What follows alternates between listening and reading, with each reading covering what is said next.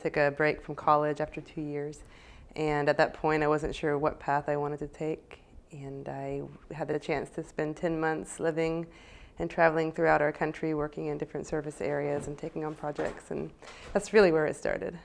HandsOn Jacksonville, something much bigger. So here we partner with about 100 different organizations locally, and that includes the city of Jacksonville and Duval County Public Schools. So really we partner with about 500 different organizations, and that's who we serve, and that's how we decide. My personal path to service started when I was very young. It was something that my parents taught me was important, but I really didn't know what to expect when I started working with high school age students and with youth in this service mindset. We started our first Youth Leadership Council in our boardroom at HandsOn Jacksonville, and these young people who you hear from some of them today, they really took the ball and they ran with it. Been on the council for 4 years, 4th year. My stepmom works sort of like within, in correlation with HandsOn, but she knows that I really love to volunteer and stuff like that. It's always been really appealing to me, and I just really loved what it was about. And it was the first year it was starting up and kind of getting it going. And since then, the council has just grown and grown because we've continued to be the lead agency for Northeast Florida. This is my 2nd year on the council. My good friend, Megan Federico, told me about it. I knew that this was something I wanted to be involved in, and I went home and immediately threw together my little application and submitted it, and thankfully Jenny accepted me to be a part of this wonderful organization. So this is really your place to have your voice heard. What we like to consider ourselves is the on-ramp to volunteering. There's many different ways to come through us and get involved with what you want. There's always going to be some kind of project that you are interested in and you can put your heart into. You don't just have to do Global Youth Service Day and let that be your only project for the whole 8 months. We do beach cleanups, things like that, kind of just to grow as a volunteering council. But Global Youth Service Day is ultimately the goal. That's kind of the climax of our 8-month period together. It's a global day of service led by youth around the world. Again, when you go to gysd.org, you'll see all the projects that happened last year, again, in Brazil, in India, in London, and all these different cities that are engaged in GYSD. There's youth doing the same thing that you're doing.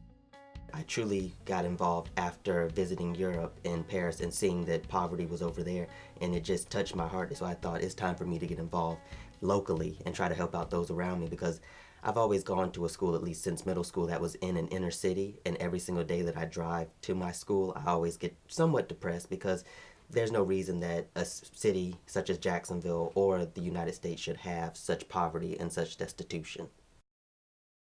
First of all, just think about one issue that is, if you had to pick one issue that's the most important to you, and just write it on the top of your paper. Realize how interconnected all these issues are. It's important to understand how each one impacts the other issue. In case your topic doesn't get picked, I want you to also understand that everything is connected as well. So if you're helping out one area, you're still helping out another. What we probably do is just do a hand voting on bullying and disabilities. There you go. We have to get down to 5. I like to focus on the inner city. That is where they need the most help. That is where the poorest people live. Can we come back to a circle, please? Oh, really? Yeah. The top areas right now are underprivileged children, disabilities, bullying, human trafficking, and homelessness. Underprivileged children and homelessness, we can definitely do something together with that. But now you're directing a group on what it should do. They're not identical. Anything we're gonna do, it's gonna help the community as a whole. We're not about our campaign out there in the community. We all can do that freely as individuals. If there's something you're really passionate about, I invite you to go out and just tackle it every day. Conflict is a natural part of any human interaction, so there's always going to be something, but I think especially this year we've had a lot of success in avoiding anything serious. As people start to uncover what they're really here for, which is the issues that are close to their hearts, it's become more geared on what they need to do in order to make that project successful. There's always a lot of brainstorming that goes into the ideas. I think last year, I don't want to say our ideas were initially somewhat far-fetched, but they were out there, and it took a lot of honing in to try to actually figure out what we were going to do. You don't want to say, hey, you have a $400 budget and you're a group of high school students, you're probably not going to attract multi-million-dollar athletes and rock stars to your event, but at the same time you don't want to discourage them. So it's about striking a balance, I think. We all want to be super passionate and start, let's do a benefit, let's have all these bands come out and really raise awareness for this cause, but we kind of have to bring each other back down and say, what can we really do that will make a difference? It also works better if you have the group members saying, oh, I think this would work, I think this wouldn't work. You're going to kind of split up into groups, and you're going to start working just with, that exclusive group of, about 5 people, working exclusively on your project. But remember that there's also, that this is a whole council, and it's important to also, if you do have a question and like the 5 of you are kind of, you don't really have a good, you're not really sure how to approach a certain issue, reach out to your other council members. First of all, teamwork is the most important thing, because if you don't have a cohesive group of people getting along and working together, you're not going to accomplish anything. But out on the field with my team, it's always about pushing each other to be the best you can be. We can always say one more, and this idea of one more kind of transfers into volunteering and being there for each other.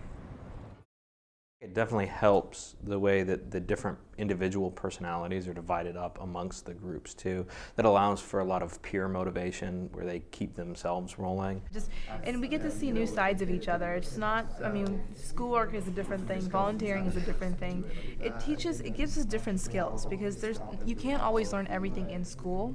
There's some things like teamwork and volunteering, these things you will not see in school, so it really helps you see what other people can do and realize there's things that you can do that you never knew before. So we're focusing on disabilities, and we haven't necessarily narrowed it down between mental and physical, but we're kind of exploring this idea of what we can do to help the most kids, or to give them a fun day, or even just to raise experience, and kind of molding all those ideas together. And our dilemma when it comes to homelessness is the fact that that's not just something that we can just affect one day, that's year round.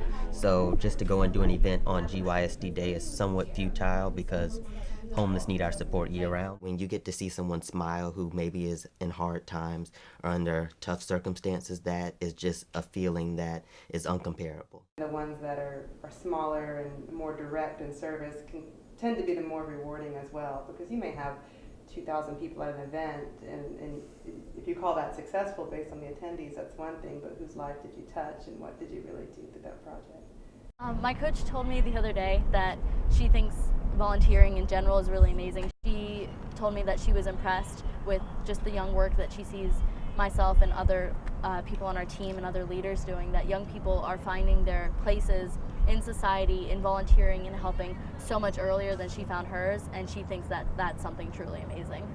A lot of times I'm impressed and also frightened to see the amount of coursework and the amount of work that our youth leaders put in front of themselves.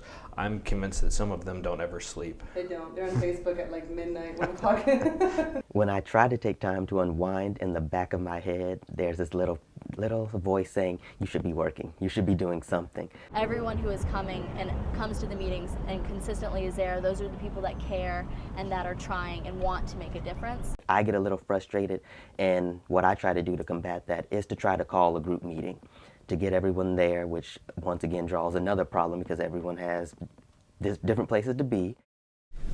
My one advice to you is that this council will only be as good as the energy and the time and effort that you put into it. There's a lot of strong personality in the group, and it'll be interesting to see how that all meshes together. I'm really excited and enthusiastic to see what comes out of this. I think that we have a lot of passion and a lot of different experience that, when you put it all together, will lead to some really interesting service projects. The Adopt a Room project, specifically at Community Connections, it usually takes a lot of resources, so it's nice to see the youth come together and be able to make that happen without really any outside support. They've also have the Cooking for a Cause and some beautification that they'll be doing there to try and make it a larger scale project and incorporate more people into getting involved in their community connections. It's, as you see, kind of tight room, so I think we'll let the volunteers do that. If one or two of you want to stay up here and help them out, that would be good, and then the rest of us can go down and do grounds beautification and whatnot, and wait on sworn as well.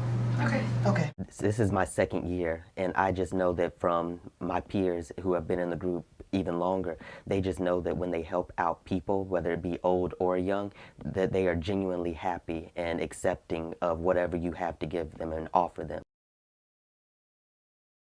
Okay. Oh, wow. Oh, wow. My bad. Wow, this is beautiful. Yay, I don't get to sleep next to the baby. You're wrong for that. Wow, thank you. It looks beautiful.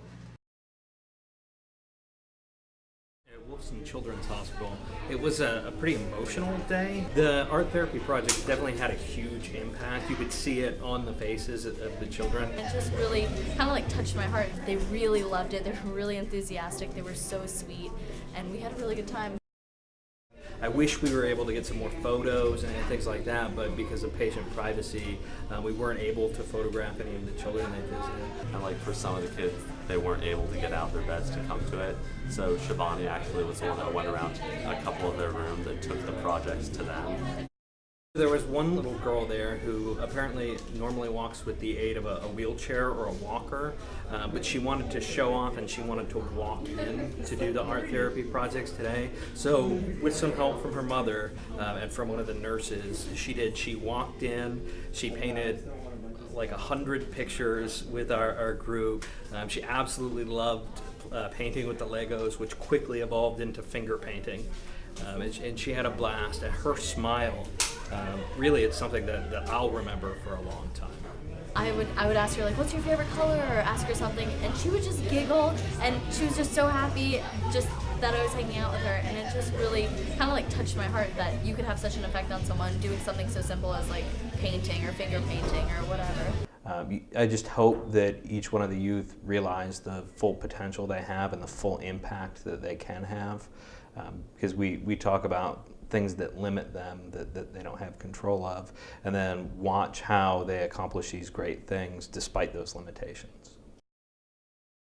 You have kids going out, volunteering, doing every single part of the project and adding something and helping someone. And they will remember that because you made some kind of difference in their life. Honestly, it's kind of emotional because especially this all started about 4 years ago, and we didn't know where it would go or who would be a part of it and what they would do, or to see that our first batch of kids that have been with us for 3 years, and like the thought of imagining it without them, I'm like, oh, we really can't do it without the kids. So what John and I and HandsOn Jacksonville give is minimal. Makes you want to go out and do good, and these people who are increasingly, there are more volunteers in the world, just everything in the community is sort of changing. I truly believe that it is the young people, the students, the kids who need to get involved because they are the future. We are the future, and we can impact change.